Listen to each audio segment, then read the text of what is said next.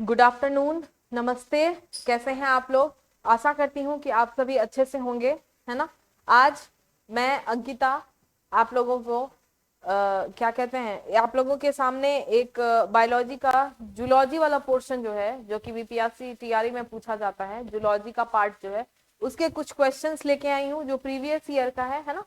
तो आप ये सेशन अटेंड करिए। अगर आप जूलॉजी जो है वह क्वेश्चन अटेम्प्ट करते हैं 11th-12th में क्लास के लिए, अगर आप अटेम्प्ट कर रहे हैं, है ना, तो यहाँ पे आप देखिए कि क्या कहते हैं क्वेश्चंस को डील किया जाएगा। कैसा लगता है आपको? उम्मीद करती हूँ कि आपको सारे क्वेश्चन जो है उसके एक्सप्लेनेशन बहुत अच्छे से समझ आएंगे।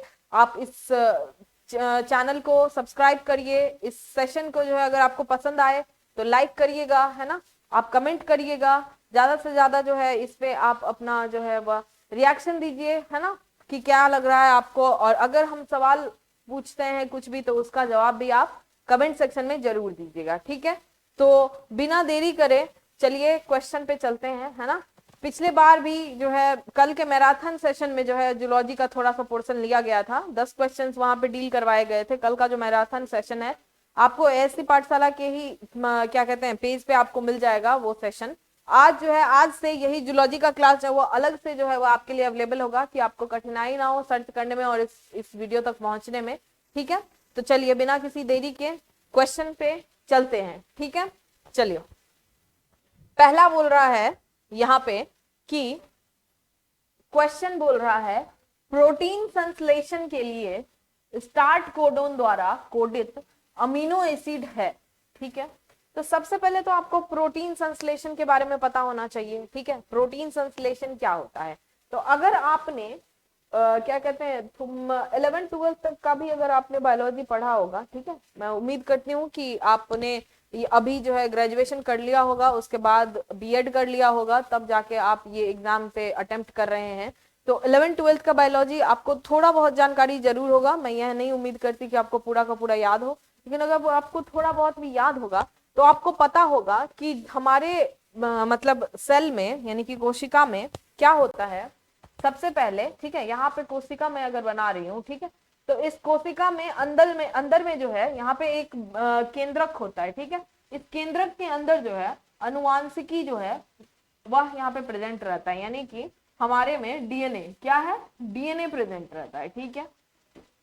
तो एक सेल यानी कि कोशिका के भीतर कोई भी प्रोसेस, ठीक है, कोई भी प्रोसेस एक सुचारू ढंग से चलता है, ठीक है। जिस तरीके से आप देखेंगे कि सरकारी दफ्तरों में एक जो है वह क्रम बना रहता है, एक श्रेणी बना रहता है, ठीक है, कि आप इस ऑफिसर से इस ऑफिसर के पास जाएंगे, फिर उस ऑफिसर के पास जाएंगे, फिर जाके आपका काम जो है वह संपन्न होगा। तो उसी तरीके से यहाँ पे क्या होता है कि कोई भी प्रोटीन बनने के लिए सबसे पहले क्या किया जाता है, डीएनए को आरएनए में बदला जाता है। किस में बदला जाता है? आरएनए में, ठीक है। स्पेशली किस आरएनए में? एमआरएनए में, ठीक है। एमआरएनए किसको बोलते हैं? मैसेंजर को। किसको बोलते हैं? मैसेंजर को, ठीक है। याद रखेंगे मैसेंजर का क्या काम होता है। मैसेंजर किसको बोलेंगे हम लोग? जैसे आप बोलेंगे ना कि अरे जाओ तो उसको ये बात बता दो, तो वो जिसको आप बोल रहे हैं कि जाओ उसको ये बात बता दो, वो क्या हुआ? वो आपका मैसेंजर हो गया। क्या हो गया? मैसेंजर हो गया। तो यहाँ पे ये मैसेंजर आरएनए है, और यही जो है, ठीक है, यही जो है फिर ये आरएनए से आगे चल के क्या बनाता है? प्रोटीन। क्या बनाता है? प्रोटीन बनाता है, ठीक है। यानी कि डीएनए से डायरेक्ट प्रोटीन जो है वह नहीं बन सकता। क्या हो सकता है? नहीं बन सकता है। उसको हमेशा जो है पहले आरएनए बनाना पड़ेगा, उसके बाद जो है वह प्रोटीन बनाना पड़ेगा। तो यहाँ पे बोल रहा है कि प्रोटीन संश्लेषण के लिए स्टार्ट कोडोन द्वारा कोडित अमीनो एसिड है, ठीक है। तो यहाँ पे कोडोन जो है वह बात जो किया जा रहा है, तो जब भी प्रोटीन बनेगा तो आप यहाँ पे ध्यान देंगे, इतनी बात अगर आपको क्लियर हो गई है कि डीएनए से पहले आरएनए फिर उसके बाद प्रोटीन बनता है, तो प्रोटीन किसके आधार पे बनेगा? एमआरएनए के आधार पे। और एमआरएनए किसके आधार पे बनेगा? डीआरएनए के आधार पे, ठीक है। तो आप देखिए यहाँ पे कि आपको पता होगा कि एमआरएनए और डीआरएनए जो है वह जेनेटिक कोड से बना हुआ है। किससे बना हुआ है? कोड से बना हुआ है। कौन सा कोड? तो डीएनए किस किस से बना होता है? ए, टी, जी और सी से। 4 कोड होते हैं, कोडोन बोलते हैं, वह होते हैं, ठीक है। तो यहाँ पे एमआरएनए जो है वह किससे बना होता है? ठीक है, बेस इसको बोलेंगे आप। एमआरएनए किससे बना होता है? वहां पे ए होता है थायमीन यानी कि टी नहीं होता, यू होता है, जी होता है और सी होता है। ठीक है, तो मान लिया कि ये एक mRNA है। क्या है? mRNA। ठीक है, यहाँ पे अलग अलग अलग अलग अलग अलग, यहाँ पे मान लिया ए है, यू है, जी है, फिर यहाँ पे सी है, ए है, जी है, यू है, फिर जी है, फिर ए है, फिर सी है, फिर सी है, इस तरीके से है। ठीक है, और डीएनए क्या होता है? सॉरी, ये डबल स्ट्रैंडेड होता है, मतलब इसमें दो इस तरीके की धागे का स्ट्रक्चर आपस में उलझा हुआ होता है, और एमआरएनए जो है वह एक धागा जैसा स्ट्रक्चर होता है। ठीक है, तो यहाँ पे हम एक स्ट्रक्चर ले रहे हैं, यहाँ पे हम 5' 3' लिख देंगे इसका। ठीक है, एंड पॉइंट। तो जब प्रोटीन बनता है तो कैसे होता है? तो ये आपका क्या हो गया? एमआरएनए। क्या हो गया? ये आपका एमआरएनए। ठीक है, एमआरएनए हो गया।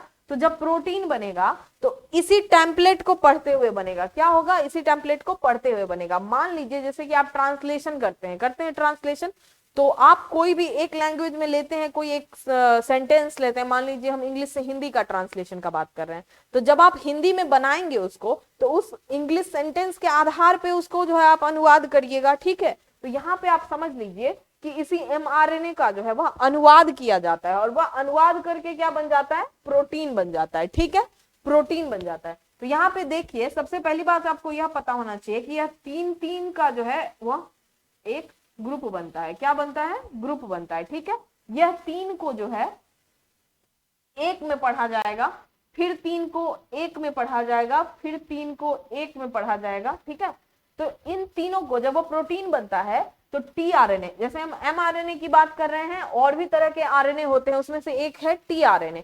तो टीआरएनए आता है। ठीक है, टीआरएनए आता है, इस तरीके का स्ट्रक्चर होता है। ठीक है, और यहाँ पे उसके इस भाग पे जो है इस तरीके का, इसके ऑपोजिट का, अगर यहाँ पे ए है तो यहाँ पे क्या होगा? ए किससे जुड़ता है? यहाँ पे यू, क्योंकि एमआरएनए है। ठीक है, यू किससे जुड़ेगा? ए से। जी किससे जुड़ेगा? सी से। तो यहाँ पे जो है उसके ऑपोजिट का जो है पहचान का यहाँ पे लगा रहता है, तो ये यहाँ पे आके जुड़ जाता है। ठीक है, और इसके इस साइड जो है वह एमिनो एसिड लगा होता है। क्या लगा होता है इसके इस साइड? एमिनो एसिड लगा होता है। क्या लगा होता है? Amino acid. ठीक है, ए मैं यहाँ पे लिख दे रही हूँ। और आपको पता होगा प्रोटीन जो है वह एमिनो एसिड, ठीक है, किससे? अमीनो एसिड से मिलके बना होता है। अमीनो एसिड क्या है? उसका इकाई है। ठीक है, यानी कि बहुत सारे अमीनो एसिड इस तरीके से अगर एक धागे में, जैसे मान लीजिए ये एक एक बिंदु जो है, एक एक मोती अमीनो एसिड है, तो अगर वो आपस में जुड़ जाता है तो वही जो है प्रोटीन धीरे धीरे बनाता है। ठीक है, तो अब मान लीजिए यहाँ पे यह एक एमिनो एसिड लाया, तो कौन सा एमिनो एसिड यहाँ पे जुड़ेगा वह इस पे डिपेंड करता है कि यहाँ पे क्या लिखा हुआ है। ठीक है, क्या लिखा हुआ है। ठीक है, याद रखिएगा। तो उसमें से कि काम स्टार्ट कहां से करना है। ठीक है, मान लीजिए एमआरएनए तो बहुत बड़ा है, ठीक है, लेकिन कहां से प्रोटीन बनाना स्टार्ट करना है, कहां पे आके ये टीआरएनए जो है, यह टीआरएनए जो है कहां पे आके जुड़ेगा, और कहां पे वह एमिनो एसिड को जो जोड़ना कहां से स्टार्ट करेगा, ठीक है, वह किस पे डिपेंड करता है कि यहाँ पे क्या लिखा हुआ है, यह कोडोन क्या लिखा हुआ है। ठीक है, तीनों के तीन को जब एक साथ पढ़ेंगे तो उसको क्या बोलेंगे हम? कोडोन बोलेंगे। क्या बोलेंगे? कोडोन बोलेंगे। तो आपको बोल रहा है वही बात कि इस प्रोटीन संश्लेषण के लिए स्टार्ट कोडोन जो है द्वारा कोडित अमीनो एसिड कौन सा है? स्टार्ट कोडोन क्या होता है आपको यह पता होना चाहिए। स्टार्ट कोडोन हमेशा ए यू और जी होता है। क्या होता है? ए यू जी। यहाँ पे मैंने लिख दिया है, यहाँ पे क्या लिखा हुआ है? ए यू जी। तो ए यू जी के साथ यहाँ पे एमिनो एसिड आके जो जुड़ेगा वह एमिनो एसिड आपको पूछ रहा है कि यह कौन सा एमिनो एसिड होगा। ठीक है, ये एओजी के साथ जो जुड़ने वाला है, कोड करने वाला है एमिनो एसिड एक ही होता है, वह एमिनो एसिड का नाम आपको बताना है। तो यहाँ पे ऑप्शन में चलिए बोल रहा है मिथियोनिन, दूसरा बोल रहा है ट्रिप्टोफैन, तीसरा बोल रहा है आर्गिनिन, चौथा बोल रहा है उपर्युक्त में से एक से अधिक, और पांचवा बोल रहा है उपर्युक्त में से कोई नहीं। तो यह एमिनो एसिड क्या हो जाता है? मिथियोनिन। क्या हो जाता है? मिथियोनिन। ठीक है, ध्यान देंगे आप, क्या हो जाएगा? मिथियोनिन। याद रखने की बात है, बहुत ही इंपॉर्टेंट क्वेश्चन है। तो राइट आंसर क्या हो जाएगा? ए। क्या हो जाएगा? ए, है ना। उम्मीद करती हूँ कि आपको यहाँ पे थोड़ा सा प्रोसेस का बैकग्राउंड समझ में आया होगा, है ना। हमारे साथ अगर आप क्लास में जुड़िएगा, एएससी पाठशाला में जो है वह बीपीएससी टीआरई का बैच स्टार्ट होने वाला है। हमारे साथ बैच में अगर आपको इसी तरीके से समझ के पढ़ना है जूलॉजी का, तो बैच स्टार्ट होने वाला है, मैं ही लेने वाली हूँ, है ना। मेरा नाम अंकिता है। तो आप यहाँ पे आइए और आप जो है हमारा बैच ज्वाइन कर सकते हैं। ठीक है, नेक्स्ट क्वेश्चन पे चलते हैं। नेक्स्ट क्वेश्चन बोल रहा है 12 में मनुष्यों में गैमेटोजेनेसिस के दौरान अंडाणु और शुक्राणु, ठीक है, अंडाणु और शुक्राणुओं की संख्या जो 100 द्वितीयक अंडाणु और 100 द्वितीयक शुक्राणु कोशिका से उत्पन्न होती है, ठीक है। तो इसके लिए आपको क्या पता होना चाहिए, मैं आपको बता देती हूँ कि इसके लिए आपको जो है 12th एनसीईआरटी का पढ़ा हुआ होना चाहिए बस, ठीक है। उसमें एक चार्ट दिया हुआ है, अगर आप अभी भी एनसीईआरटी निकाल के देखेंगे अगर आपके पास है तो उसमें एक चार्ट दिया हुआ है, ठीक है, जिसमें यह बताया गया है कि जब कोशिकाओं का विभाजन होता है, ठीक है, जब कोशिकाओं का विभाजन हो रहा है तो किस तरीके से जो है एन टू एन जो है वह किस तरीके से जा रहा है और कौन से स्टेज पे कितना सेल जो है वह बन रहा है, ठीक है, और फिर वह विभाजन किस तरीके का हो रहा है, माइटोसिस हो रहा है कि मियोसिस हो रहा है, ठीक है ना। तो आप यहाँ पे देखेंगे कि द्वितीयक अंडाणु जो है किसमें पाया जाता है, द्वितीयक अंडाणु किसमें पाया जाता है, फीमेल में, ठीक है, और द्वितीयक शुक्राणु किसमें पाया जाता है, मेल में, ठीक है। तो द्वितीयक जब अंडाणु हम यहाँ पे बात कर रहे हैं, इसको क्या लिखेंगे, हम यहाँ पे इंग्लिश में लिख रहे हैं, आप हिंदी में याद रखिएगा, ठीक है, मेरे लिए इंग्लिश आसान होता है इसलिए मैं इंग्लिश में लिख रही हूँ। तो इसको क्या बोलेंगे हम लोग, सेकेंडरी, द्वितीयक मतलब सेकेंडरी हो गया, और अंडाणु को क्या बोलेंगे, ऊसाइड, क्या बोलेंगे, ऊसाइड, ठीक है। और यहाँ पे क्या बोलते हैं, द्वितीयक शुक्राणु, ठीक है, तो यहाँ पे क्या हो जाएगा, सेकेंडरी स्पर्मेटोसाइट, क्या हो जाएगा, स्पर्मेटोसाइट, ठीक है। तो इसके आगे का विभाजन क्या होता है वो आपको पता होना चाहिए बेसिकली, ठीक है। तो सेकेंडरी स्पर्मेटोसाइट से जो है वह आगे चल के जो है वह एक स्पर्मेटोसाइट से, जैसे मान लिया कि यहाँ पे एक स्पर्मेटोसाइट है, ठीक है, तो इससे आगे चल के दो स्पर्म सेल बनते हैं, स्पर्म सेल मतलब शुक्राणु बनते हैं, ठीक है, क्या होते हैं, शुक्राणु बनते हैं। यानी कि ये कौन से स्टेज पे होता है, यह जो है मियोसिस का जो है वह सेकंड स्टेज जो है वह इसके बाद पूरा होता है, क्या होता है, मियोसिस का सेकंड स्टेज जो है वह पूरा होता है, ठीक है। तो आपको पता होगा यहाँ पे क्या है, एन है, फिर यहाँ पे क्या है, एन है, यहाँ पे क्या है, एन है, यानी कि इसमें जो है विभाजन नहीं हो रहा है नंबर का, क्या हो रहा है, इसके गुणसूत्र के नंबर का विभाजन नहीं हो रहा है। मियोसिस 2 जो है वो बिल्कुल माइटोसिस की तरह होता है, किसकी तरह होता है, माइटोसिस की तरह होता है, सिर्फ जो है नंबर जो है वो डबल हो जाता है, गुणसूत्र की संख्या सेम रहती है, ठीक है। तो यहाँ पे क्या हो रहा है, एक जो है एक सेकेंडरी स्पर्मेटोसाइट यानी कि द्वितीयक शुक्राणु जो है दो शुक्राणु बना रहा है, ठीक है, ध्यान देंगे। लेकिन यहीं पे जब हम क्या कहते हैं, सेकेंडरी oocyte का बात करते हैं, क्या करते हैं, सेकेंडरी oocyte का बात करते हैं, तो यहाँ पे जब यहाँ पे लेंगे इसका भी क्या है, एन है, ठीक है। तो यह भी दो में मान लीजिए यहाँ पे विभाजित हो रहा है, एक जो है पोलर बॉडी बनता है, क्या होता है, पोलर बॉडी, क्या बोलते हैं उसको, पोलर बॉडी, बहुत छोटा सेल होता है, ठीक है, और एक जो है वह हमारा अंडाणु बनेगा, क्या बनेगा, अंडाणु, क्या बनेगा, अंडाणु, ठीक है। तो यह हो गया, तो यहाँ पे भी एन है, यहाँ पे भी एन है, लेकिन इस प्रोसेस के दौरान यह पोलर बॉडी जो है वह नष्ट कर दिया जाता है, बॉडी में यह पोलर बॉडी जो है, ये दूसरा सेल जो बन रहा है वह नष्ट कर दिया जाता है। एक सेकेंडरी oocyte यानी कि एक द्वितीयक अंडाणु से एक ही अंडाणु बन रहा है, यहाँ पे आप देखेंगे, यानी कि अगर यह 100 है तो अंडाणु भी हमारे पास कितने बनेंगे, 100 बनेंगे।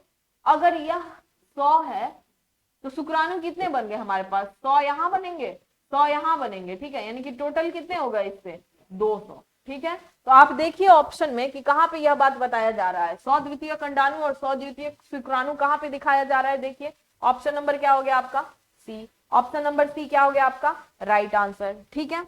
तो आप बहुत ध्यान से इस चीज को देखेंगे, ये चार्ट अगर आप एनसीईआरटी बुक निकाल के देखेंगे 12th में तो आपको उसमें मिल जाएगा, ठीक है।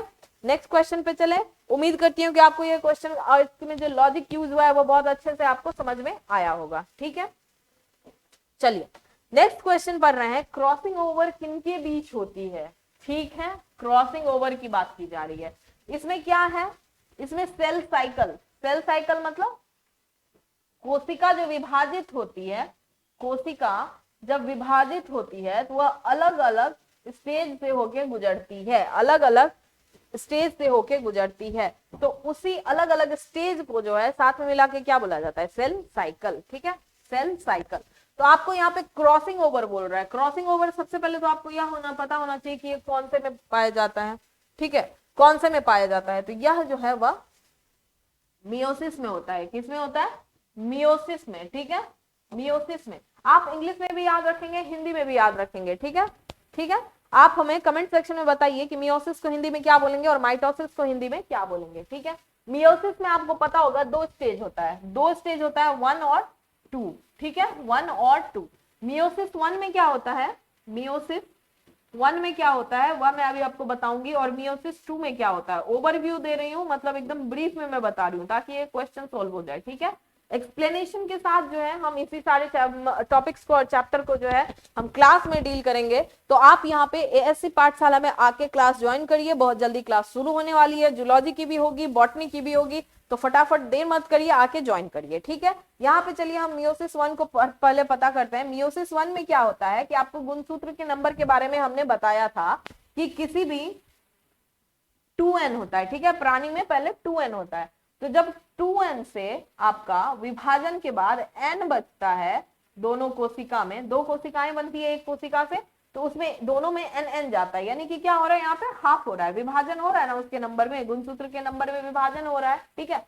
तो मियोसिस 1 में वो चीज होता है, ठीक है। मियोसिस 2 में क्या होता है कि इसी n का मतलब ये एक 2n दो nn बनाया, यानी और फिर उसके बाद जो है यही nn जो है वापस से दो दो कोशिका बनाएगा, क्या करेगा, दो दो कोशिका बनाएगा, यानी कि 4n सेल बनेगा। एक 2n से कितना बनेगा, 4n सेल बनेगा, ठीक है। आपको समझ आ गया, ठीक है, समझ आ गया आपको। तो यही चीज क्या है, आपका मियोसिस 1 है और मियोसिस 2 है। तो पहला में विभाजन होता है लेकिन दूसरा में विभाजन नहीं होता है, बस वो नंबर जो है वह बढ़ जाता है, क्या होता है, नंबर जो है वह बस बढ़ जाता है, ठीक है। यानी कि मियोसिस के अंत में आपको 4 सेल मिलेंगे, कितने सेल मिलेंगे, 4, और चारों में जो गुणसूत्र की संख्या क्या होगी, हाफ हो जाएगी, क्या होगी, हाफ हो जाएगी। यानी कि जब हम ले रहे थे जो कोशिका उसमें गुणसूत्र 2 गुना की अभी जो कोशिका बनी है उससे, ठीक है, याद रखेंगे। तो इसी मियोसिस 1 में, मियोसिस 1 की अब हम बात करते हैं यहाँ पे। मियोसिस 1 में अलग अलग स्टेज होता है, ठीक है, अलग अलग स्टेज क्यों होता है, क्योंकि उसमें जो है क्रोमोजोम जो है क्या करते हैं, आपस में क्रॉस ओवर करते हैं। क्रॉस ओवर का यहाँ पे क्या काम है, तो आप देखेंगे कि जैसे हम क्या कहते हैं, इन ह्यूमन का बात करते हैं, यानी कि इंसान की बात करते हैं, ठीक है। तो उसमें आपको आपको मैंने बताया है पहले भी, और नहीं बताया तो आप यहाँ पे पढ़िए। एक जो है, ठीक है, यहाँ पे इसको थोड़ा, सॉरी,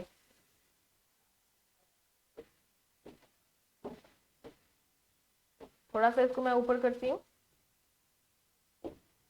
छोड़िए, यहीं पे मैं बता दूँ, ठीक है। चलिए, तो चलिए ये भी बता देती हूँ। तो आपको मैं क्या बता रही थी, हाँ, तो जब गुणसूत्र होते हैं, ठीक है, तो एक मान लिया यहाँ पे फीमेल से है, एक मेल से है, ठीक है। तो आपको पता होगा कि एक गुणसूत्र जो है ये है वो पेयर में होता है, किस में होता है, पेयर में होता है, ठीक है, क्योंकि हमारे में गुणसूत्रों की संख्या जो हुआ डबल होती है, क्या होती है, डबल होती है। अब यहाँ पे देखिए नर से भी 2 गुणसूत्र आएंगे आएंगे क्योंकि पेयर में आएंगे, ठीक है।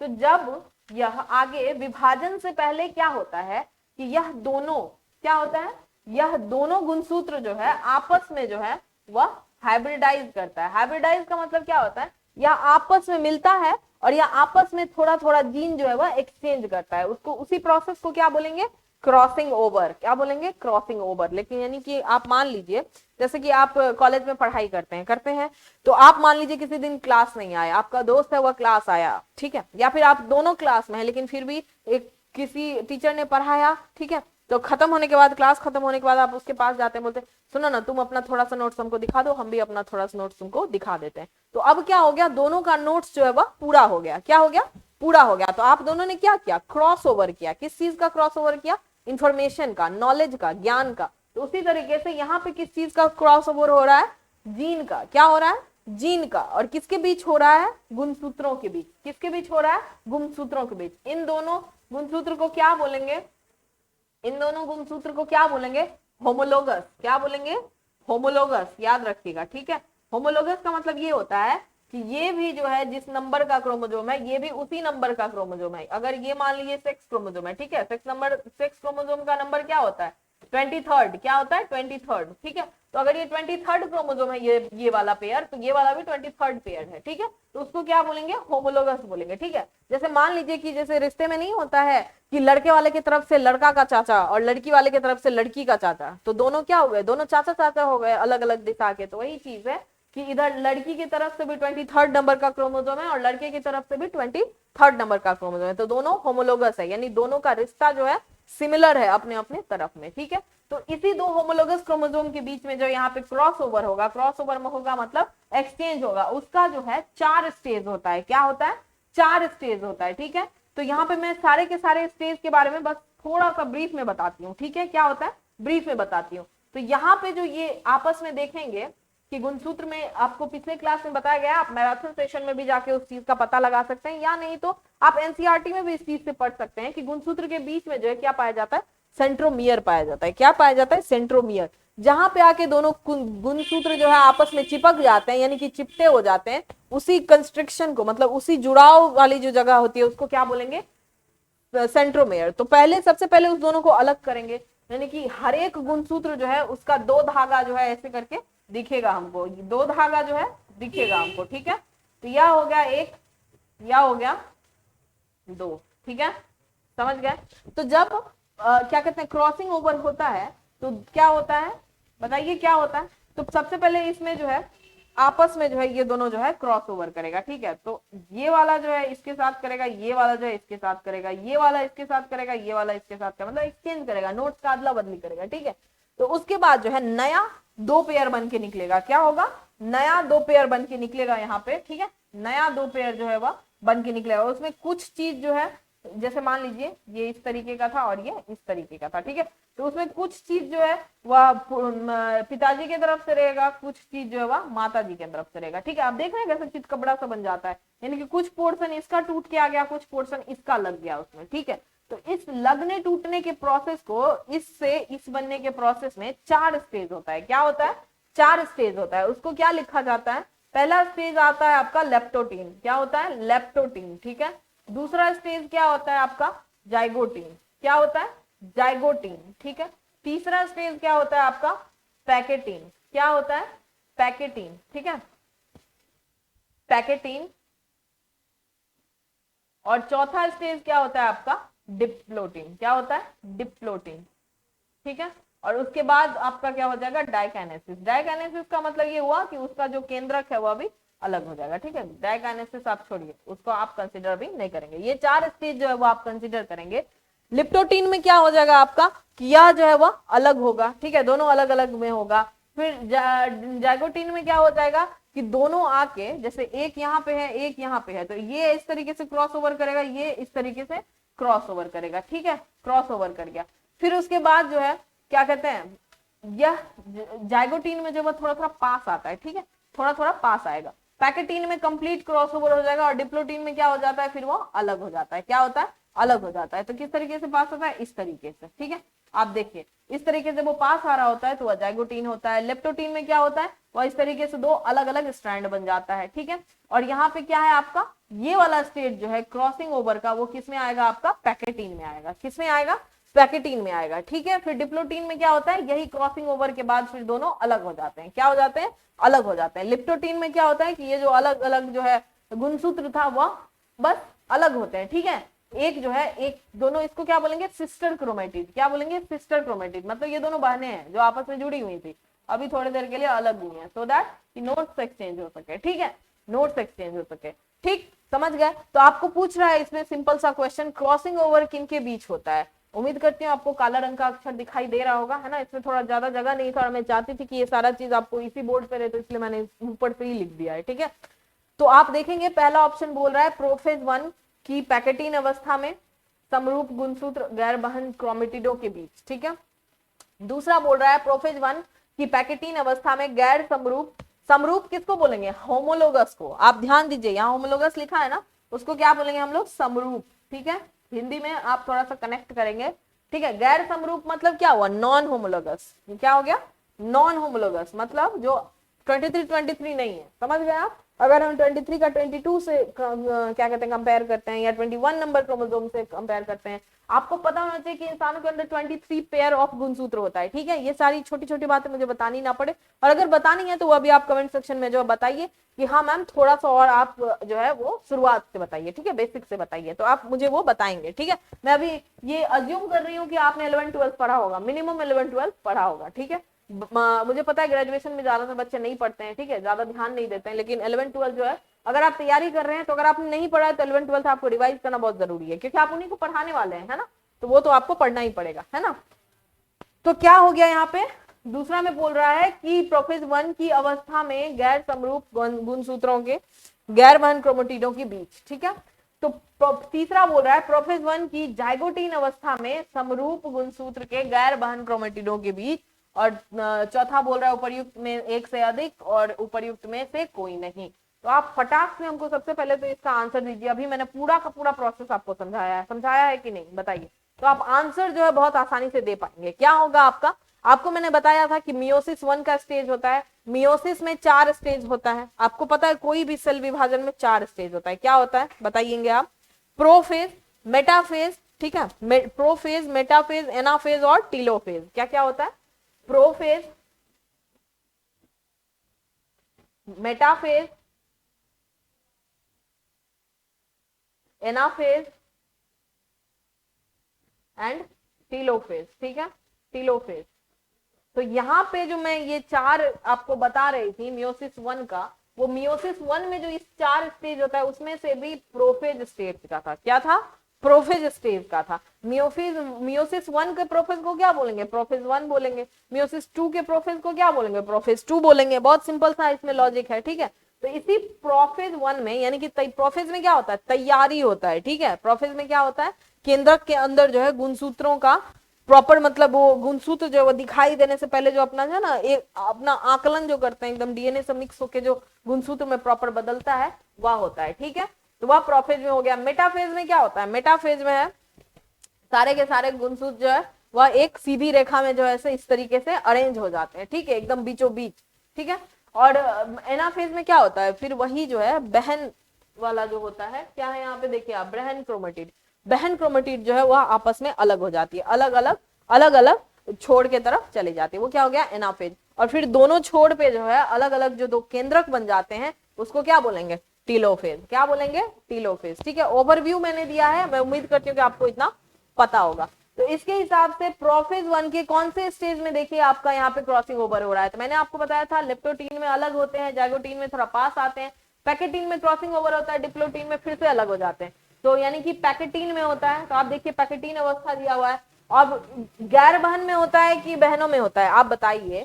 कि ये दोनों बहनें थी ना, मैंने आपको क्या बताया, ये दोनों बहनें थी, ये दोनों दूसरी हैं, तो ये दोनों बहनें हैं, ये दोनों बहनें हैं। अगर इसका इससे क्रॉस ओवर हो रहा है तो ये क्या है, गैर बहन है, गैर बहन है, लेकिन समरूप है, क्योंकि ये वाला और ये वाला जो है दोनों 23 नंबर क्रोमोसोम है, एक मेल से है एक फीमेल से है, ठीक है।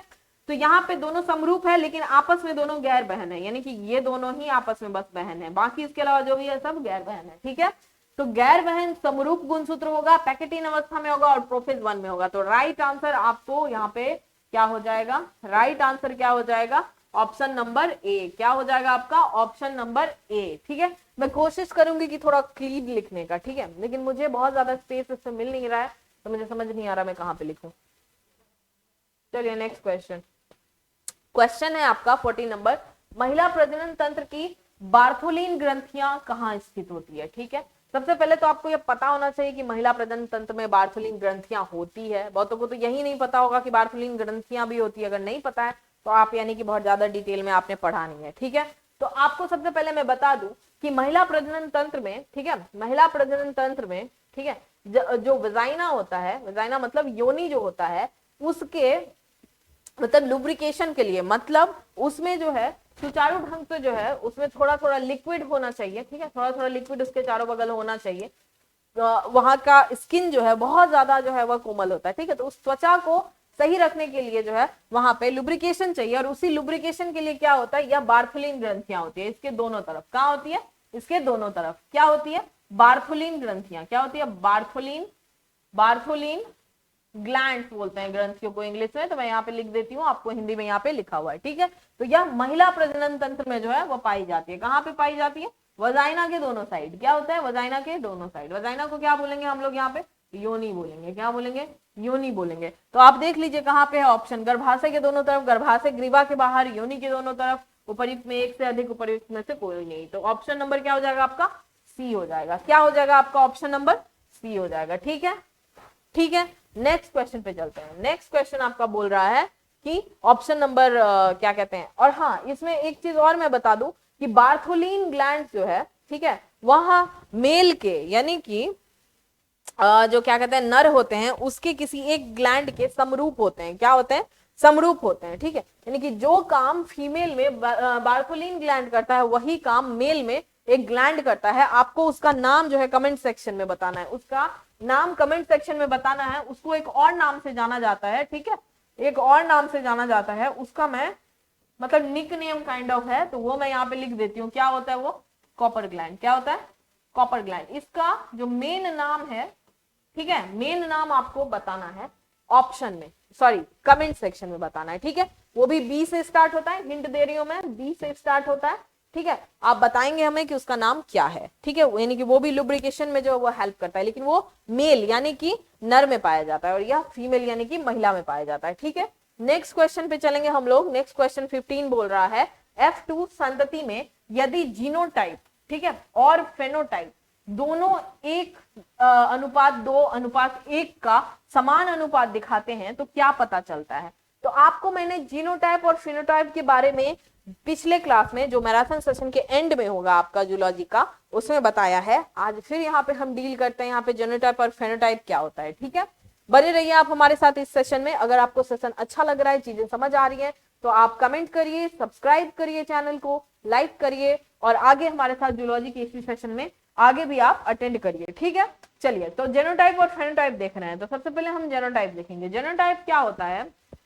तो आपको पता होगा कि जीन जो है, ठीक है, कोई भी लक्षण जो है किसकी वजह से दिखाई देता है? वह जीन में जो प्रेजेंट है। ठीक है, जीन में जो मतलब एक तरीका स्क्रिप्ट प्रेजेंट है। क्या है? स्क्रिप्ट प्रेजेंट है। जैसे आपको पता होगा सिनेमा बनता है, ठीक है, सिनेमा बनता है, लेकिन कोई भी बड़ा से बड़ा चलचित्र हो या आप 2 मिनट का शॉर्ट वीडियो बना रहे हैं, उस सब के लिए क्या होता है? एक स्क्रिप्ट होता है। स्क्रिप्ट मतलब एक पहले कहानी लिखी जाती है। ठीक है, एक कहानी लिखी जाती है, उसमें क्या करना है, कैसे करना है, लड़के ने ये बोला, लड़के ने ये बोला, पीछे से एक कुत्ता जा रहा है, बगल में एक हाथी बैठा हुआ है, सारी चीजें उस स्क्रिप्ट में लिखी रहती हैं। ठीक है, उसी को हम सिनेमा यानी कि पर्दे पे जो है उसी को हम एक्ट करके, एक्शन बोल के मतलब उसको हम लोग एक्टिंग करके जो उसी चीजों को फिर दिखाया जाता है। ठीक है, यानी हर चीज का क्या चाहिए? एक लिखा हुआ स्क्रिप्ट चाहिए, जिसके बेसिस पे जो है हम फिर वो चीज सिनेमा बनेगा। ठीक है, तो यहाँ पे भी जो है आप समझ लीजिए कि हमारे गुणसूत्र के अंदर, ठीक है, अनुवांशिकी में क्या है? अनुवांशिकी में क्या है? आपका स्क्रिप्ट लिखा हुआ है। क्या है? स्क्रिप्ट लिखा हुआ है। ठीक है, जैसे ATGC ये सब समथिंग समथिंग स्क्रिप्ट लिखा हुआ है, लेकिन ये स्क्रिप्ट हर कोई नहीं पढ़ सकता है, इसको थोड़ा डिकोड करना पड़ता है। क्या करना पड़ता है? डिकोड करना पड़ता है। थोड़ा एकदम मुश्किल लिखा हुआ है, हम लोग नहीं पढ़ पाएंगे। वो हमारे शरीर में जो क्या कहते हैं विभिन्न विभिन्न प्रणालियां है ना, जैसे RNA हो गया, tRNA हो गया, mRNA हो गया, और विभिन्न विभिन्न जो चीजें हैं जो इस प्रोसेस को एग्जीक्यूट करती है, मतलब इस पूरे के पूरे प्रकरण को जो है वो कंप्लीट करती है, वही उस स्क्रिप्ट को पढ़ पाती है। हम बस बाद का सबसे अंतिम का रिजल्ट यानी कि पर्दे पे सिनेमा देखते हैं। ठीक है, तो सबसे पहले आप समझ लीजिए कि जीनोटाइप क्या होगा कि इसी स्क्रिप्ट के हिसाब से, ठीक है, इसी स्क्रिप्ट के हिसाब से किसी भी गुणसूत्र में, गुणसूत्र आपको पता है कि पेयर में होता है। ठीक है, पेयर में होता है, तो किसी भी गुणसूत्र में जो है, मान लिया कोई लक्षण हम एक चुनते हैं, ठीक है, जिसका हम एग्जांपल लेंगे। सबसे पहले हम ले सकते हैं एक एग्जांपल हाइट का। किसका ले सकते हैं? हाइट का। ठीक है, यानी कि लंबाई का। ठीक है, लंबाई का एग्जांपल ले सकते हैं। तो लंबाई में जनरली हम 2 कैरेक्टर लेते हैं। क्या? एक तो लंबा होगा, ठीक है, टॉल होगा। टॉल मतलब क्या हो गया? लंबा होगा। और दूसरा क्या होगा? शॉर्ट हो गया। क्या हो गया? शॉर्ट, यानी कि छोटा होगा। ठीक है, तो मान लिया कि हम लंबाई की बात कर रहे हैं, हाइट का कैरेक्टर लिया है, यानी कि लक्षण हमने कौन सा चुना है? हाइट का। ठीक है, लक्षण क्या चुना है हमने? हाइट का। ठीक है, तो और टॉल होगा और शॉर्ट होगा। तो इसको जो है इसी दो क्रोमोसोम के माध्यम से दर्शाया जाएगा। ठीक है, क्या किया जाएगा? दर्शाया जाएगा। तो मान लीजिए इस क्रोमोसोम पे वो प्रेजेंट है, तो 2 एलील में प्रेजेंट होता है। किस में प्रेजेंट होता है? 2 एलील में प्रेजेंट होता है। तो उसको कैसे रिप्रेजेंट करते हैं? टॉल के लिए जो अलील यूज होता है, मतलब इसके लिए मान लिया एक कोड यूज होगा, वो कोड क्या है, टी। ठीक है, ये कोड की बात नहीं कर रही, इसके बाद डी कोड होने के बाद फिर से एक कोड होता है, उस कोड की बात करिए। अगर वहां पे टॉल बताना है कि इंसान को, उस स्क्रिप्ट में लिखा है कि यह जो बच्चा बड़ा होके होगा, बड़ा बनेगा, इसको लंबा बनाना है। ठीक है, तो अगर स्क्रिप्ट में उसको लंबा बनाने के बारे में लिखा रहा है तो वहां पे क्या कोड लिखा जाएगा, कैपिटल टी, कैपिटल टी। एक अलील पे कैपिटल टी लिख दिया। ठीक है, कि एक में बोल रहा है, एक आपको माता से आ रहा है, एक पिता से आ रहा है। तो मान लीजिए पिता से जो है उसमें बोल रहा है चलो लंबा बनाओ इसको। ठीक है, माता से जो आ रहा है, ठीक है, उसमें बोल रहा है नहीं लंबा नहीं बनाएंगे, छोटा बनाएंगे। क्या बोलेंगे, इसको छोटा बनाएंगे। तो वो कौन सा एलील भेज दी, क्या, स्मॉल टी। कौन सा एलील भेज दी, स्मॉल टी। ठीक है, तो यह दोनों जो है आपस में क्या हो गया, जीनोटाइप।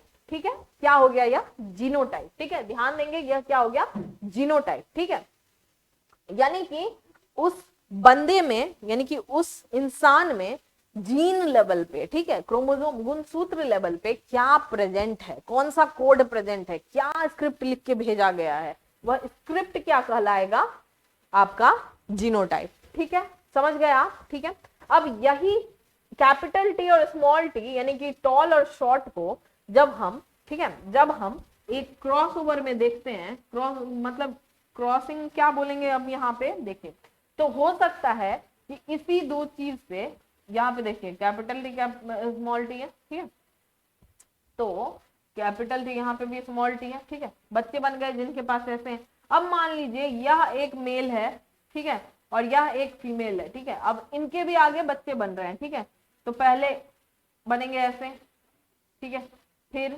ऐसे। तो कैपिटल टी स्मॉल टी के साथ मिलके क्या बनेगा, टी टी, फिर capital T T T, capital T small T, फिर small T small T small T. ठीक है, तो आप यहाँ पे देखिए जीनोटाइप में यह और यह बिल्कुल अलग है। ठीक है, लेकिन यह और यह बिल्कुल सेम है, फिर यह जो है वो बिल्कुल ही डिफरेंट है। ठीक है, लेकिन जब यह लक्षण को हम उस इंसान में देखेंगे बाहरी रूप से, हर बार तो हम उसका ऐसे डीएनए निकाल के एक एक क्रोमोसोम पे उसका स्क्रिप्ट निकाल के तो नहीं पढ़ रहे हैं, उसका जीन निकाल के तो नहीं देख रहे हैं, एक सेल का हर बार नहीं ना देख रहे हैं। हम दिखाई क्या देता है, जब वह इंसान बड़ा होता है तो उसकी एक्चुअल लंबाई क्या दिखाई देती है, एक्चुअल लंबाई। तो एक्चुअल लंबाई जो हमें दिखाई देती है, जो बनती है, उसको क्या बोलेंगे हम लोग, फेनोटाइप। क्या बोलेंगे हम लोग, फेनोटाइप। ठीक है, क्या बोलेंगे, फेनोटाइप। ठीक है, तो आप यहां पे देखिए कि यह इंडिविजुअल, यह इंसान जिसमें एक ने, जिसके मान लो क्या कहते हैं यहाँ पे पिता ने जो है,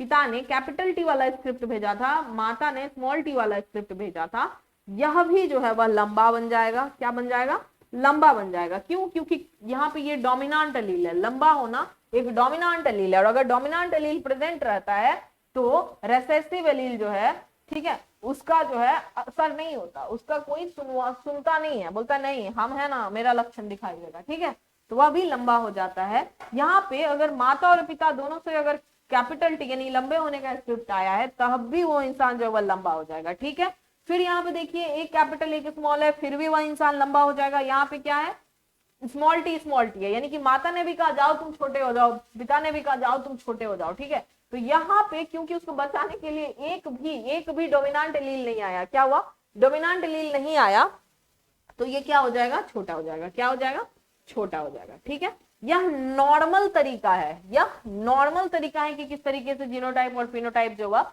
दिखता है। ठीक है, दिखता है। अब इसी तरीके से मान लिया कि कोई अलग अलग प्रभुत्व है, क्या है, अलग अलग प्रभुत्व है। जैसे यहाँ पे हमने लंबाई की बात की है ना, मान लीजिए कोई ऐसा जीव है और उसके कुछ ऐसे लक्षण है जिसमें यह प्रभुत्व नहीं दिखाया जाता, उसमें कुछ वियर्ड रहता है, मतलब कुछ ना कुछ उसमें गड़बड़ी है। ठीक है, तो जब हम उसका अनुपात निकालते हैं, यहाँ पे अनुपात क्या है आपका, यहाँ पे आपका जीनोटाइप का अनुपात अगर आप देखेंगे इस नॉर्मल वाले में, तो जीनोटाइप का आपका अनुपात है 1:2:1।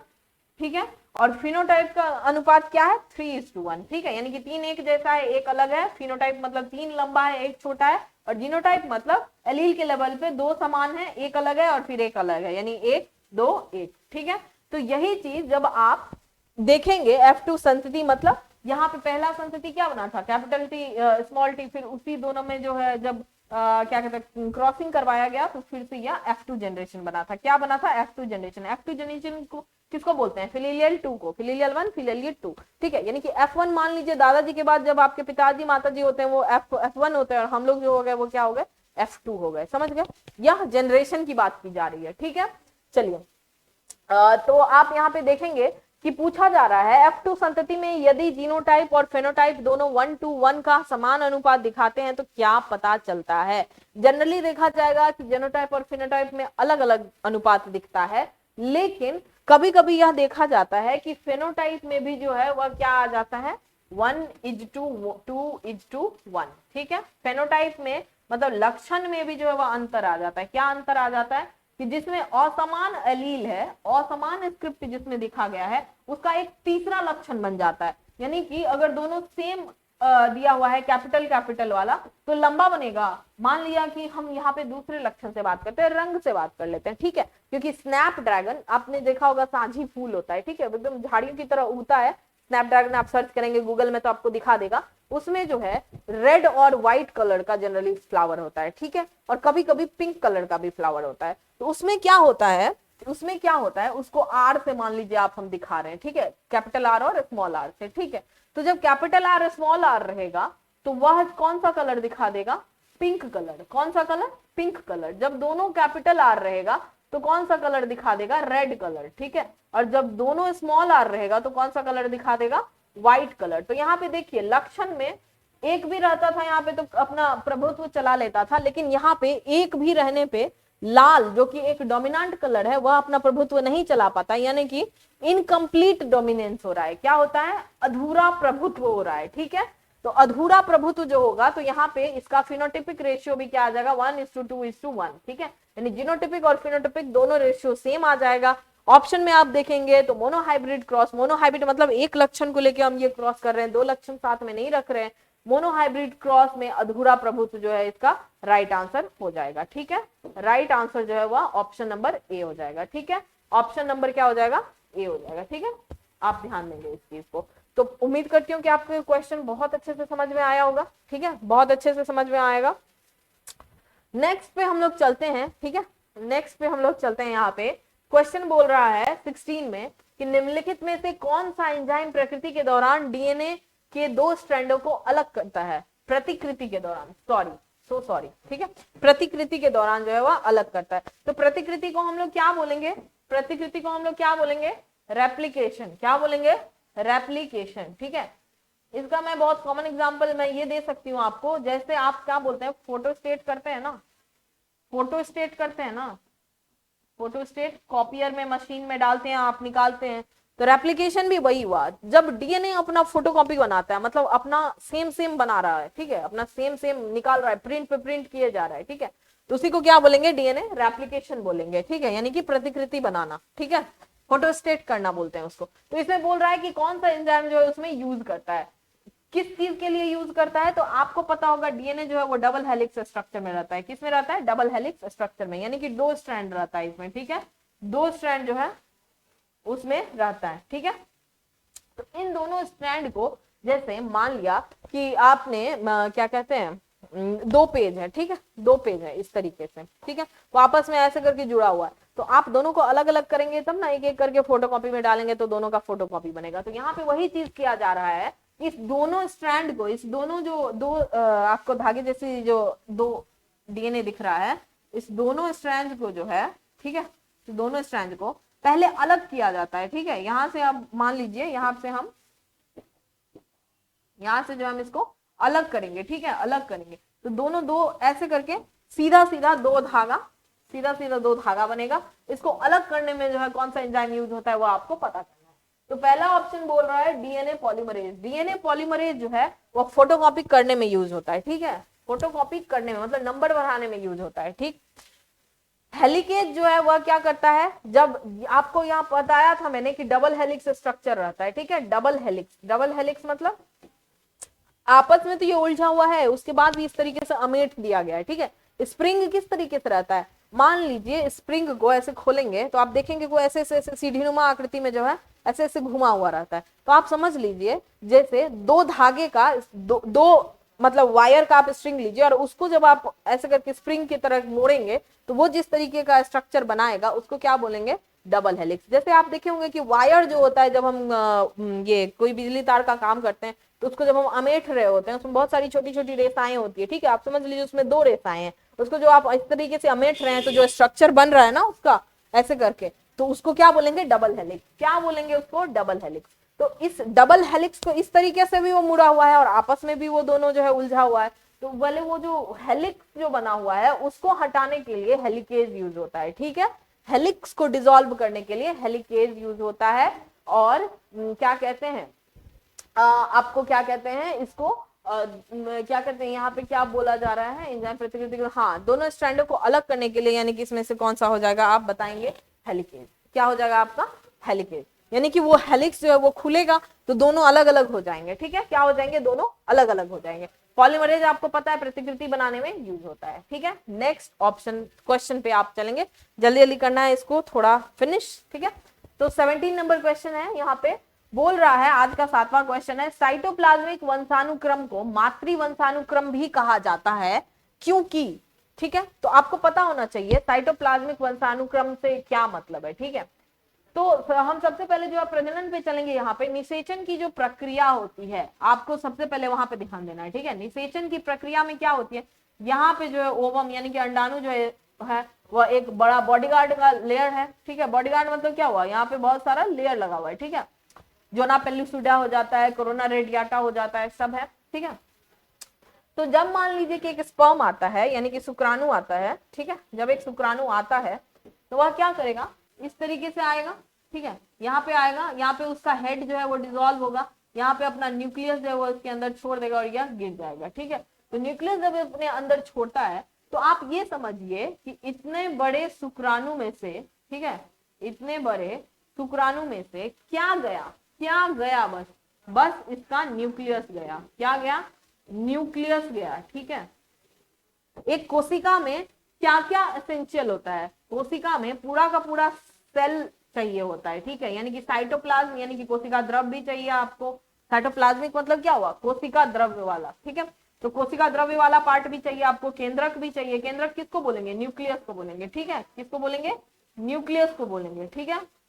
साइटोप्लाज्मिक मतलब क्या हुआ, कोशिका द्रव्य वाला, ठीक है, कोशिका द्रव्य वाला, ठीक है, द्रव्य वाला। तो यहाँ पे आप समझिए, जब यहाँ पे इसका एक न्यूक्लियस है, इसका भी न्यूक्लियस है, इसका भी यहाँ पे मान लीजिए न्यूक्लियस आया, अब ये आपस में आके क्या हो रहा है, फ्यूज होगा, क्या हो जाएगा, फ्यूज होगा। तो क्योंकि शुक्राणु से सिर्फ और सिर्फ न्यूक्लियस आया है तो साइटोप्लाज्म किसका रह गया, यानी कि कोशिका द्रव्य जो है वह किसका रह गया। अब देखिए यहाँ पे किसका रह गया, अंडाणु किसका होता है, माता का, किसका होता है, माता का, ठीक है। यानी कि कभी भी साइटोप्लाज्म किसका आता है, मातृ की तरफ से आता है, किसका आता है, मातृ की तरफ से। तो आप समझिए कि कुछ आपको पता होगा कि कुछ अनुवांशिकी जो है, कुछ डीएनए आरएनए जो है वह साइटोप्लाज्म में भी रहता है। साइटोप्लाज्म में कहाँ रहता है, माइटोकॉन्ड्रिया के अंदर, ठीक है, माइटोकॉन्ड्रिया के अंदर रहता है थोड़ा, है ना। तो वो जो है आपका साइटोप्लाज्मिक वंशानुक्रम के अंतर्गत मातृ से जो है वह अपने बच्चों में आता है, यानी कि सारे बच्चों में वह चीज किससे आता है, मातृ से ही आता है, यानी माता से ही आता है। तो आपको यह पूछ रहा है कि मातृ वंशानुक्रम को क्या कहा जाता है, ठीक है, क्योंकि साइटोप्लाज्मिक वंशानुक्रम को मातृ वंशानुक्रम भी कहा जाता है, क्योंकि पूरा का पूरा एक्सप्लेन मैंने कर दिया है। आप आराम से जो है इसका ऑप्शन जो है वह यहाँ पे कमेंट सेक्शन में दे दीजिए, इसमें ज्यादा बिल्कुल भी देर नहीं होनी चाहिए। पहला ए बोल रहा है यह लैंगिक प्रजनन के बिना होता है, तो क्या यह लैंगिक प्रजनन के बिना हो रहा है, नहीं, यहाँ पे निषेचन की प्रक्रिया दिखाई गई है, ठीक है, निषेचन की प्रक्रिया दिखाई गई है, तो यह ऑप्शन जो है वह रॉन्ग है। दूसरा बोल रहा है केवल माता ही गुणन में भाग लेती है, बिल्कुल ऐसी बात नहीं है। यहाँ आप देख लीजिए ये क्या है, शुक्राणु है, क्या है, शुक्राणु है, और यह क्या है, अंडाणु है, क्या है, अंडाणु है। तो माता और पिता, शुक्राणु किसका होता है, पिता का होता है, तो फिर माता और पिता दोनों भाग लेते हैं, तो यह भी ऑप्शन जो है वह रॉन्ग है, क्या है, ऑप्शन जो है वह आपका रॉन्ग है।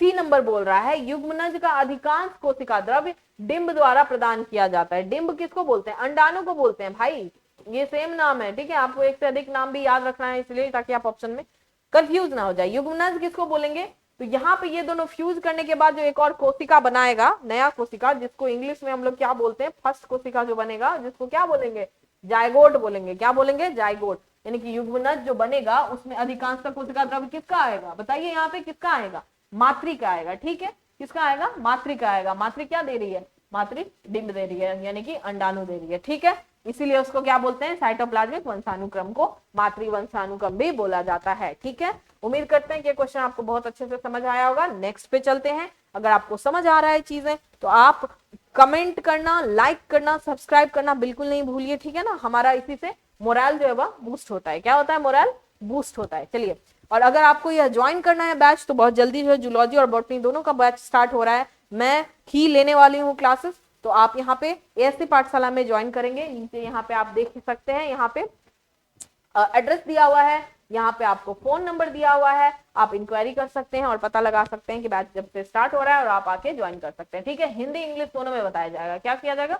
दोनों में बताया जाएगा। तो आप आइए और इंक्वायरी करिए। ठीक है, नेक्स्ट है 18 नंबर। पूछ रहा है पुरुष XX और महिला XY को कभी कभी के डैश के परिणाम स्वरूप देखा जाता है। किसके परिणाम स्वरूप देखा जाता है? ठीक है, तो आपको पता होगा कि पुरुष में जो लिंग के गुणसूत्र होते हैं उसमें क्या प्रेजेंट होता है? पुरुष को हम यहाँ पे 0 पे इस तरीके से एरो से दर्शाते हैं, महिला को 0 के नीचे प्लस से दिखाते हैं। ठीक है, तो यहाँ पे पुरुष में क्या देखा जाता है कि XY प्रेजेंट होता है हमेशा। ठीक है, और महिला में क्या देखा जाता है कि XX प्रेजेंट होता है। ठीक है, लेकिन यहाँ पे उल्टा बोल रहा है कि पुरुष में अगर XX है और महिला में अगर XY है, यानी कि कुछ गड़बड़ी है। और यह कब देखा जाता है? किस गड़बड़ी के कारण ऐसा देखा जाता है? ठीक है, पहला ऑप्शन आप देखिए, बोल रहा है हार्मोनल गड़बड़ी। क्या बोल रहा है? हार्मोनल गड़बड़ी। दूसरा बोल रहा है एक्स और वाई गुणसूत्रों में खंड स्थानांतरण। खंड स्थानांतरण का क्या मतलब बोल रहा है? कि टुकड़े में होके वह एक दूसरे में चला गया, इसीलिए ऐसा हो रहा है। तीसरा है एन्यूओप्लाइडी की उपस्थिति। एन्यूओप्लाइडी किसको बोलते हैं? अगर आपको डाउन सिंड्रोम पता होगा तो आप बता सकते हैं कि एन्यूओप्लाइडी किसको बोलते हैं। ठीक है, मतलब एक ही क्रोमोसोम जब एक से ज्यादा नंबर में प्रेजेंट हो जाता है ना, उसका जो कॉपी ज्यादा बन जाता है। क्या होता है? कॉपी ज्यादा। कभी कभी आप देखेंगे कि जब आप बोलेंगे दुकानदार को कि 1 दे दीजिए तो वो दे देगा 2। तो वही है यहाँ पे। क्या है? Chromosome number. क्रोमोसोम नंबर कौन सा? 21। जनरली कितना होना चाहिए? 2 होना चाहिए, यानी कि पेयर में होना चाहिए। क्या हो जाता है इसमें? 3 हो जाता है। इसको क्या बोलेंगे? एडियोप्लाइडिन बहुलता हो जाती है, नंबर जो है बढ़ जाता है। ठीक है, इसका ये एग्जाम्पल है। डी में बोल रहा है उपर्युक्त में से, ये क्रोमोसोम है, ये एक्स मत समझिएगा। ठीक है, ये एक्स नहीं लिखा हुआ, ये क्रोमोसोम बनाया हुआ है फोटो उसका। ठीक है, चलिए, डी है उपर्युक्त में से एक से अधिक, ई है उपर्युक्त में से कोई नहीं। तो आपको बताना है इसमें कि किसकी वजह से ऐसा देखा जाता है। बहुत ही आसान क्वेश्चन है, अगर आपको पता है हार्मोनल गड़बड़ी की वजह से, यहाँ पे तो दिक्कत नहीं आएगी। ठीक है, क्योंकि ये गुणसूत्र है, यानी कि जब स्थानांतरित हो रही थी एक से दूसरे में, तभी जो है एक्स और वाई गुणसूत्र जो है वह खंड खंड में स्थानांतरण हो गया है। इसीलिए यहाँ पे एक्स एक्स है और यहाँ पे एक्स वाई है। ठीक है, उसका स्थानांतरण जब हो रहा था तभी कुछ गड़बड़ी हुई है, और इसीलिए ऑप्शन नंबर बी है। ये आपको अगर डायरेक्ट नहीं पता चलेगा तो आप इसको एलिमिनेशन मेथड से भी बना सकते हैं। अगर आप क्वेश्चन पढ़े हैं, चैप्टर पढ़े हैं, बाकी क्वेश्चन आपसे बन रहे हैं, तो ये इंस्टिंक्ट वाला सवाल है। बहुत ही आसान से इंस्टिंक्ट से आप इस चीज को बना सकते हैं। ठीक है, चलिए, थोड़ा कमांड होना बहुत जरूरी है कि आपको कॉन्सेप्ट पे कमांड हो, है ना। हमारे साथ बने रहिए, कॉन्सेप्ट पे कमांड दिलाना हमारा काम है। ठीक है, ज्वाइन कीजिए, आप क्लासेस ज्वाइन करिए। 19 नंबर क्वेश्चन बोल रहा है निम्नलिखित 2 लक्षणों में से कौन सा एक हीजिन की व्यवस्था, क्या कहते हैं, विशेषता है। ठीक है, किसकी विशेषता है? हीजिन की विशेषता है। ठीक है, तो इसमें बोल रहा है एक ही जीन, सॉरी एक ही जीन की विशेषता है। यहाँ पे इसके बीच में गैप होना चाहिए था। पहला वही मैं सोचू हीजिन क्या होता है भाई। 19 नंबर का बोल रहा है इसमें कि 2 लक्षणों में से कौन सा एक ही जीन की विशेषता है। तो आपको यहाँ पे किस चीज के बारे में पूछ रहे हैं? इस क्वेश्चन को देख के आपको तुरंत अंदाजा हो जाना चाहिए कि किसका बात किया जा रहा है। बीज का रंग, फूल का रंग, फूल का रंग, बीज का रंग, आवरण वगैरह वगैरह। तो यहाँ पे बात की जा रही है मटर के पौधे की। ठीक है, और किस चीज की बात की जा रही है? मेंडल के एक्सपेरिमेंट की। ठीक है, मेंडल ने जो एक्सपेरिमेंट किया था, ठीक है, उसके बारे में बात की जा रही है। तो मेंडल के एक्सपेरिमेंट में क्या यूज हुआ था? अगर आप रिकॉल करेंगे तो आपको पता होगा, मटर के पौधों का यूज किया गया था। क्यों यूज किया गया था मटर के पौधे का? क्यों यूज किया गया था? क्योंकि उसमें लक्षण जो है उसमें विभिन्नता थी थोड़ी। ठीक है, मतलब हर एक लक्षण के 2 पहलू थे। क्या थे? 2 पहलू थे। ठीक थे, तो मेंडल ने जो एक्सपेरिमेंट किया था वो कितने लक्षणों को देख के किया था, कितने लक्षणों को देख के किया था, यहाँ पे आप देखेंगे 7 लक्षणों को, कितने को, 7 लक्षणों को, ठीक है, 7 लक्षणों को, ठीक है। तो आपको एक और चीजें पता होनी चाहिए कि मटर में गुणसूत्र की संख्या भी 7 होती है, 7 पेयर, ठीक है। गुणसूत्र कितने होते हैं, 7 पेयर, ठीक है। गुणसूत्र मतलब क्या होता है, क्रोमोसोम, ठीक है, क्रोमोसोम। आपको इंग्लिश हिंदी दोनों याद रखना है, कभी भी कुछ भी पूछ सकता है, ठीक है। जिस तरीके से वहां पे कोशिका द्रव्य के स्थान पे क्या लिखा होता है, साइटोप्लाज्मिक, तो आपको साइटोप्लाज्म पता होगा तब ना आप साइटोप्लाज्मिक समझ पाएंगे, है ना। तो ये चीज आप ध्यान रखेंगे, कतराना नहीं है, दोनों जान लेना, बहुत आसान है, बहुत ही आसान है, ठीक है। तो मटर के पौधों के 7 लक्षण जो है, दोनों सब में कॉन्ट्रास्टिंग कैरेक्टर है। कॉन्ट्रास्टिंग कैरेक्टर मतलब दो ऐसे ऐसे लक्षण के दो पहलू हैं। मान लिया कि मेरे 2 पहलू हैं, ठीक है, मान लिया मेरे 2 पहलू हैं। क्या है 2 पहलू, कभी कभी मैं क्या कहते हैं बहुत ही अच्छे से बात करती हूँ, कभी कभी मैं थोड़ा गुस्सा होकर बात करती हूँ, तो वो दोनों मेरे ही पहलू हुए। उसी तरीके से मान लिया कि अगर मटर में पौधे हैं और पौधों में फूल है, तो फूल में कभी कभी उजले रंग के फूल होते हैं, कभी कभी पर्पल यानी कि वायलेट रंग के फूल होते हैं। तो ये भी क्या हो गया, 2 पहलू हो गए, ठीक है, उसके 2 पहलू हो गए। तो यहाँ पे सबसे पहले हम यहाँ पे देखेंगे कि क्या है। पहला हो गया आपका एस, ठीक है, एस मतलब स्टेम हाइट, स्टेम हाइट, ठीक है। स्टेम हाइट मतलब कि लंबा है या छोटा है, ठीक है। स्टेम हाइट मतलब टॉल या शॉर्ट, ठीक है। यह कौन से जीन पे है, मतलब यह कौन से क्रोमोसोम नंबर पे है, 7 पेयर क्रोमोसोम है ना, तो यह पहला लक्षण जो है कौन से क्रोमोसोम नंबर पे है वह भी हम आपको बताएंगे, ठीक है। यहाँ पे इस साइड बताएंगे, आपको आसानी से दिखना चाहिए, ठीक है, ठीक है। चलिए, तो दूसरा क्या आ जाएगा आपका, दूसरा आ जाएगा आपका फ्लावर का। यहाँ पे देखेंगे फ्लावर यानी कि पुष्प का, यहाँ पे आ जाएगा आपको कलर, क्या आ जाएगा, कलर, ठीक है। पुष्प का यहाँ पे कलर आ जाएगा, ठीक है। फिर से आपका फ्लावर का, फ्लावर कलर के बाद क्या आ जाएगा, फ्लावर का पोजीशन। मैं एक एक करके एक्सप्लेन करूंगी, आप घबराइएगा नहीं। इंग्लिश में लिखा है लेकिन बहुत ही आसान होगा इंग्लिश में ही, वो हिंदी में बहुत लंबा भी हो जाता है और समझने में भी थोड़ा दिक्कत होगा, ठीक है, ठीक है। चलिए, यहां पे फिर आएगा पॉड शेप, पॉड कलर, ठीक है, सीड शेप, सीड कलर, ठीक है, कलर, ठीक है। तो यहाँ पे क्या बोल रहा है, स्टेम हाइट मतलब कि यहाँ पे मैं आपको ड्राइंग करके मैं आपको बता रही हूँ, ठीक है। मान लीजिए ये पौधा है, ठीक है, तो ये हो गया आपका लंबा, ठीक है, और ये हो गया आपका छोटा। तो यहाँ पे स्टेम हाइट जो है वो लंबी है, यहाँ पे स्टेम हाइट छोटी है। तो पहला लक्षण जो लिया था उसने वो क्या लिया था, स्टेम हाइट लिया था, यानी कि टॉल भी हो सकता है और शॉर्ट भी हो सकता है, ठीक है। दूसरा क्या हुआ आपका, फ्लावर कलर। फ्लावर कलर मतलब उसमें जो फूल निकलेंगे उसका रंग क्या होगा। तो क्या क्या था रंग आपका, फ्लावर का कलर क्या क्या था, वायलट था, और वायलट मतलब पर्पल, क्या होता है, पर्पल, और एक क्या था, व्हाइट था, क्या था, व्हाइट, ठीक है। फिर आ गया आपका फ्लावर पोजीशन। फ्लावर पोजीशन से इसमें क्या मतलब है, आप यहाँ पे देखिएगा, फ्लावर पोजीशन से मतलब है यहाँ पे आपका ऊपर में भी हो सकता है, एकदम टर्मिनल पोजीशन पे फ्लावर है ना, सबके अंत में इस तरीके से फ्लावर है, और ये भी हो सकता है कि यहाँ पे साइड से फ्लावर है, क्या है, इस तरीके से यहाँ पे दोनों साइड से फ्लावर है, ठीक है, यानी कि अंत में ना होके बीच में ही साइड से फ्लावर है। तो इसको बोलते हैं टर्मिनल पोजीशन, इसको बोलते हैं एक्सियल पोजीशन, मतलब साइड वाइज, ठीक है। तो फ्लावर पोजीशन भी 2 तरीके का है, कौन सा है, टर्मिनल है और एक्सियल, ठीक है। और फिर आ गया आपका पॉड शेप। पॉड शेप मतलब क्या हो गया कि इसमें जो मटर की जो फलियां होती है, क्या होती है, फलियां होती है, ठीक है। तो उसका शेप जो है वह 2 तरीके का होता है, क्या होता है, 2 तरीके होता है। अगर बाजार में भी आप देखेंगे तो कुछ फलियां जो है उसमें इस तरीके से दाने के आकार के हिसाब से वो चिपका हुआ होता है, और कुछ फलियां जो है उसमें इस तरीके से फूला हुआ होता है, ठीक है। तो इसको क्या बोलेंगे, पॉड, क्या बोलेंगे, पॉड। फलियों को क्या बोलते हैं, पॉड, ठीक है। तो यहाँ पे देखिए पॉड शेप में क्या बोल रहा है, इन्फ्लेटेड। इन्फ्लेटेड मतलब क्या हुआ, इस तरीके से भरा हुआ, और कॉन्स्ट्रिक्टेड मतलब क्या हुआ, इस तरीके से चिपका हुआ, ठीक है, ठीक है। दूसरा हो गया पॉड कलर। पॉड कलर का क्या मतलब हुआ, इसमें 2 रंग का हो सकता है, या तो वो ग्रीन होगा, ठीक है, और या फिर वो क्या होगा, येलो होगा, ठीक है, क्या होगा, या फिर वो येलो होगा, ठीक है, या तो ग्रीन होगा या फिर येलो होगा। तो इस शेप का भी ग्रीन येलो हो सकता है, इस शेप का भी ग्रीन येलो हो सकता है, यानी कि पॉड कलर में आप यहाँ पे फिर क्या लिख देंगे, पॉड कलर में क्या लिख देंगे आप, ग्रीन या फिर येलो, ठीक है। फिर सीड शेप हो गया, सीड शेप का क्या मतलब हुआ, सीड शेप का मतलब ये हो गया कि मटर के जो दाने होते हैं, ठीक है, मटर के जो दाने होते हैं, ठीक है, उसमें भी दो रंग पाए जाते हैं, क्या होते हैं, दो रंग पाए जाते हैं। तो उसमें कौन सा रंग पाया जाता है, मेन डोमिनेंट होता है येलो यानी कि पीला कलर का, और रिसेसिव होता है ग्रीन यानी कि हरा कलर का। और सीड का शेप भी दो होता है, एक होता है राउंड यानी कि गोल होगा पूरा, और एक होता है रिंकल्ड। रिंकल्ड का क्या मतलब हो गया, इस तरीके से लगेगा कि उसके ऊपर झुर्री बनी हुई है, ठीक है, इस तरीके से एक रिंकल्ड होगा और एक पूरा का पूरा राउंड होगा, ठीक है। तो ये 7 लक्षण पे जो है एक्सपेरिमेंट किया गया था, हर लक्षण के कॉन्ट्रास्टिंग कैरेक्टर्स यहाँ पे दिए हुए हैं आपको।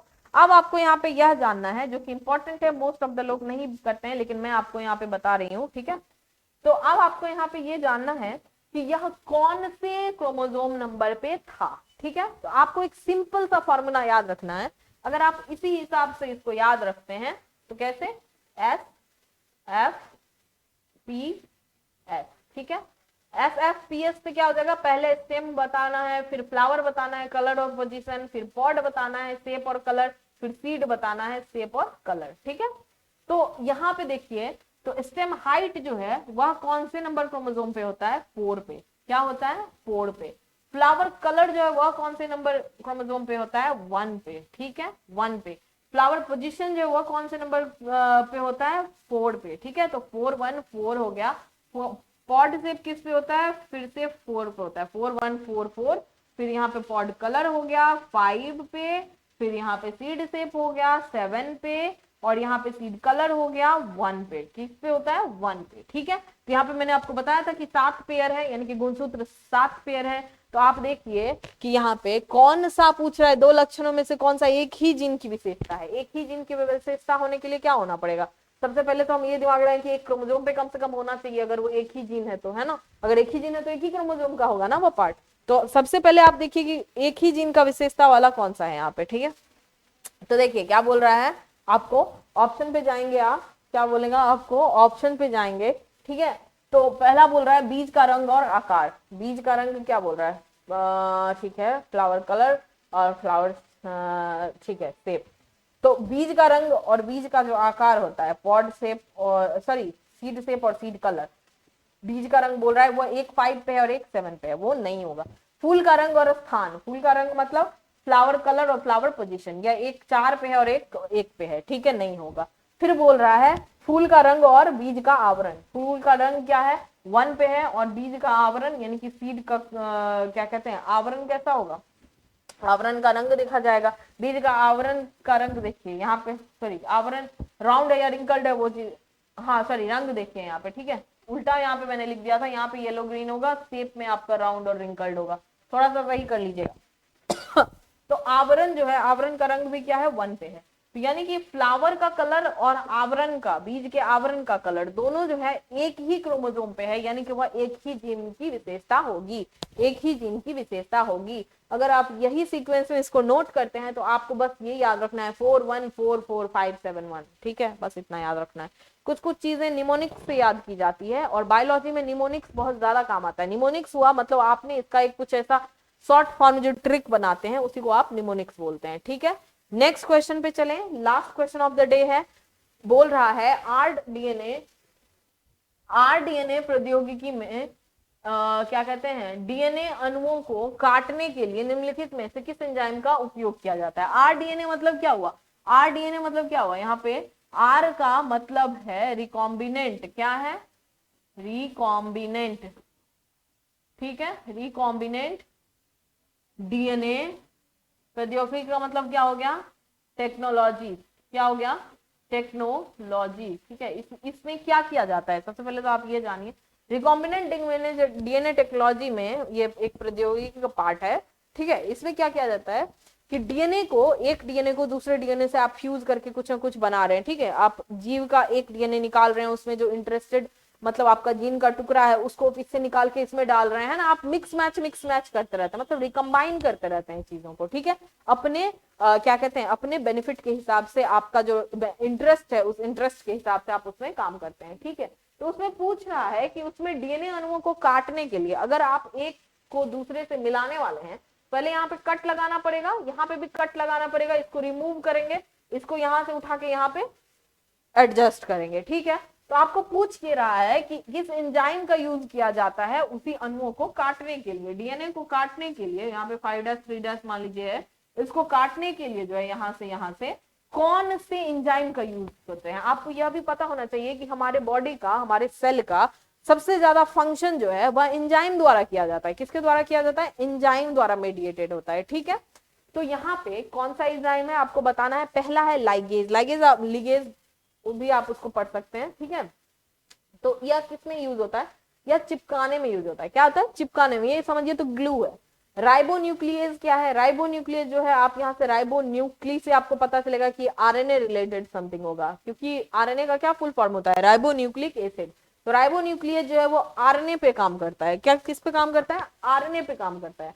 तीसरा है प्रतिबंधित एंजाइम। चौथा है उपर्युक्त में एक से अधिक और फिर उपर्युक्त में से कोई नहीं। प्रतिबंधित एंजाइम किसको बोलते हैं? रेस्ट्रिक्शन एंजाइम को। किसको बोलते हैं?